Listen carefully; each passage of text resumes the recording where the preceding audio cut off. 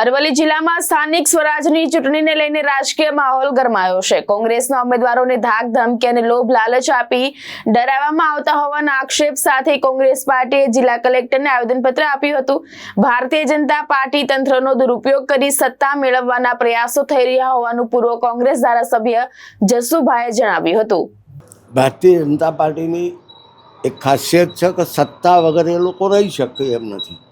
આ પંચાયતી રાજની ચૂંટણીમાં લોકલ ચૂંટણીની અંદર પણ નગરપાલિકાની અંદર અમારા ઉમેદવારોને જ્યાં જણાય ત્યાં ધમકી આપે છે, જરૂર જણાય તો બીજા સત્તાનો ઉપયોગ કર્યો છે, સરકારી તંત્રનો ઉપયોગ કર્યો છે ને એથી પણ ન ચાલે તો એ નાણાંથી ખરીદીને પણ અમારા ઉમેદવારોને ખસેડી દેવાના બિનહરીફ કરવાના પ્રયત્નો ચાલે છે। ત્યારે મીડિયાના માધ્યમથી અમે પ્રજાને એક સંદેશ આપવા માગીએ છીએ કે જ્યારે સરકારી નાણાં દ્વારા લૂંટ કરીને એ જ પૈસાથી તમારા ઉપર સત્તા જમાવવાવાળા ભારતીય જનતા પાર્ટીના શાસકો હિટલરને પણ શરમાવે એવા છે, ત્યારે આ નાણાંથી ખરીદી અને સત્તા મેળવવાનું જે ચાલે છે એને બંધ કરવું જોઈએ। અમારી માગણી છે કલેક્ટર સાહેબ અને આ પ્રશાસન સામે કે તમે આવા લોકોને રોકો અને જે નાણાંથી અમારા ઉમેદવારોને ખસેડવા માટેનો જે પ્રયત્ન છે એ બંધ કરવો જોઈએ।